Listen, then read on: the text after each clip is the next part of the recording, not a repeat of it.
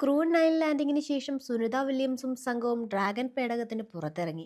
കൈ വീശി കാണിച്ച് ചിരിച്ചുകൊണ്ടാണ് സുനിത വില്യംസ് പുറത്തിറങ്ങിയത്. നിക് ഹേഗാണ് യാത്രക്കാരിൽ ആദ്യം പുറത്തിറങ്ങി വന്നത്. മൂന്നാമതായി സുനിതയും പുറത്തിറങ്ങി. യാത്രക്കാരെ നിലവിൽ സ്ട്രക്ചറിൽ വൈദ്യപരിശോധനയ്ക്കായി മാറ്റുകയാണ്.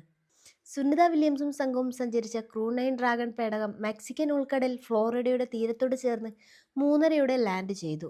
സ്പേസ് എക്സിന്റെ MV മേഗൻ എന്ന കപ്പൽ പേടകത്തെ കടലിൽ നിന്നും വീണ്ടെടുത്ത് യാത്രക്കാരെ കരക്കെത്തിച്ചു.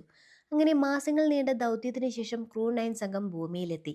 ചൊവ്വാഴ്ച ഇന്ത്യൻ സമയം രാവിലെ 10:35 ഫ്രീഡൻ ഡ്രാഗൺ പേടകം അന്താരാഷ്ട്ര ബഹിരാകാശ നിലയത്തിൽ നിന്നും അൺഡോക്ക് ചെയ്തത്. Nick Hague, Sunita Williams, Butch Wilmore, പിന്നെ റഷ്യൻ കോമസ്നോട്ട് അലക്സാണ്ടർ ഗോർബനോവ് എന്നിവരായിരുന്നു പേടകത്തിലെ യാത്രക്കാർ.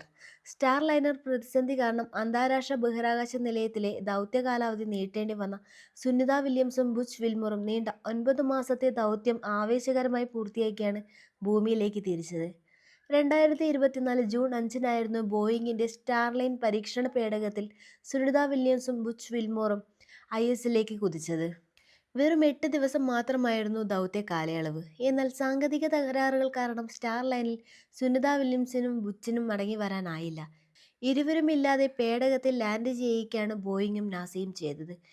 ഡ്രാഗൺ പേടകത്തിൽ നിന്നും സോളാർ പാനലുകൾ അടങ്ങിയ ട്രഗ് എന്ന ഭാഗം ഇന്ന് പുലർച്ചെ 2:36 വേർപെടുത്തി. തൊട്ടു പിന്നാലെ 2:41 ഡ്രാഗൺ പേടകം ഭൂമിയിലേക്ക് പ്രവേശിക്കാനായുള്ള അവസാനഘട്ടം എഞ്ചിൻ ജ്വലനം നടത്തുകയും ലാൻഡിംഗ് പാത ഉറപ്പിക്കുകയും ചെയ്തു. 3:30 പേടകം മെക്സിക്കൻ ഉൾക്കടലിലെ ഫ്ലോറിഡയുടെ തീരത്തോട് ചേർന്ന് ലാൻഡ് ചെയ്തു. സ്പേസ് എക്സിന്റെയും MV മേഗൻ എന്ന കപ്പൽ പേടകത്തെ കടലിൽ നിന്നും വീണ്ടെടുത്ത് സുനിതയും ബുച്ചിനെയും ഹേഗൻ ഗോർബിനെയും കരയിലെത്തിക്കുകയായിരുന്നു. സ്പേസ് എക്സിന്റെ MV മേഗൻ എന്ന കപ്പൽ പേടകത്തെ കടലിൽ നിന്നും വീണ്ടെടുത്ത് സുനിതയും ബുച്ചിനെയും ഹേഗനെയും ഗോർബുനെയും കരയിൽ എത്തിക്കുകയായിരുന്നു.